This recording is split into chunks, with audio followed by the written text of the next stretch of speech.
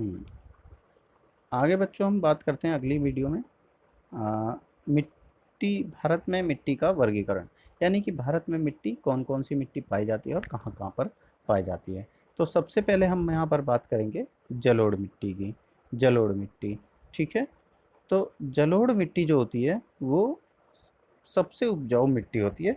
इस जलोढ़ मिट्टी को हम कॉप या कछारी मिट्टी भी बोल देते हैं लोकल भाषा में। यह मिट्टी जो है नदियों द्वारा लाई गई मिट्टी होती है, यानी कि जो पहाड़ों पर से जो नदियाँ निकल निकल के आती हैं और अपने साथ जो मिट्टी लेकर आती हैं, वो मिट्टी जो है जलोढ़ मिट्टी कहलाती है। यह भारत के दो क्षेत्रों में पाई जाती है। ये भारत के दो क्षेत्रों में पाई जाती है। पहला है उत्तर का मैदान और दूसरा तटीय क्षेत्र, ठीक है। उत्तर का मैदान और तटीय क्षेत्र दिखा देता हूँ मैं कहाँ कहाँ पर ये मिट्टी पाई जाती है, ठीक है। ये देखो, ये जो ग्रीन भाग दिख रहा है आपको जहाँ जहाँ पर, ये आपके जलोढ़ मिट्टी का भाग है। देख पा रहे हो आप? हाँ, ये जो है, ठीक है। एक तो ये वाला भाग यहाँ ये, और अगर हम नीचे की तरफ भी देखें कुछ भाग यहाँ पर भी आपको मिलेगा ये, ठीक है। तो ये जो है पहला जो भाग है आपका, मैंने बताया था उत्तर का मैदान। ये वाला जो पूरा पार्ट है आपका, ये सारा क्या है? उत्तर का मैदान।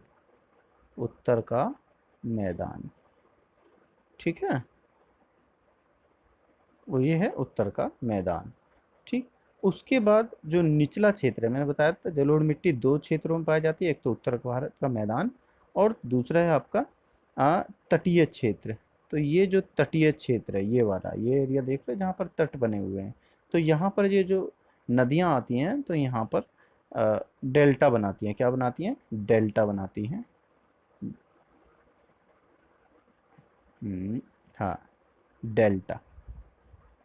डेल्टा मैंने बता रखा है कि कैसे बनता है डेल्टा, ठीक है। नहीं तो फिर बात कर लेंगे इसके बारे में। तो ये दो क्षेत्रों में पाई जाती है मिट्टी भारत के, ठीक है। तो उत्तर भारत का मैदान और तटीय क्षेत्र। अब यह मिट्टी बहुत ज़्यादा उपजाऊ होती है। पांचों पॉइंट देखिए। जलोढ़ मिट्टी दो प्रकार की होती है।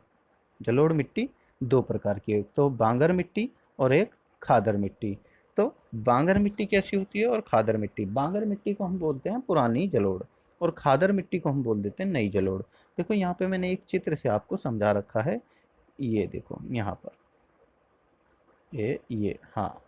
तो जब नदी बहती है, ये जो नदी बह रही है आप देखो, ये जो एरिया है ये नदी का बहने वाला क्षेत्र है, यानी कि यहाँ पर नदी है। नदी के किनारे जो आप ये देख रहे हो, ये वाली मिट्टी, हाँ ये किनारे वाली जो मिट्टी है, ये खादर मिट्टी है, ये नई मिट्टी है। यानी कि हर साल नदियों में बाढ़ आती है और बाढ़ से यहाँ पर जो मिट्टी जमा होती है किनारों पर, नदी के किनारों पर जो मिट्टी जमा हो जाती है, इसी मिट्टी को हम कहते हैं खादर मिट्टी, जो कि ज़्यादा उपजाऊ होती है। बांगर मिट्टी जो है यहाँ पर पाई जाती है, यानी कि नदी क्षेत्रों से दूर होती है ये यहाँ, ठीक है। पहले कभी जब नदी भर कर चलती होगी, ये यहाँ पर पहले नदी ज़्यादा भर कर चलती थी। आजकल नदियाँ जो हैं सूख गई हैं।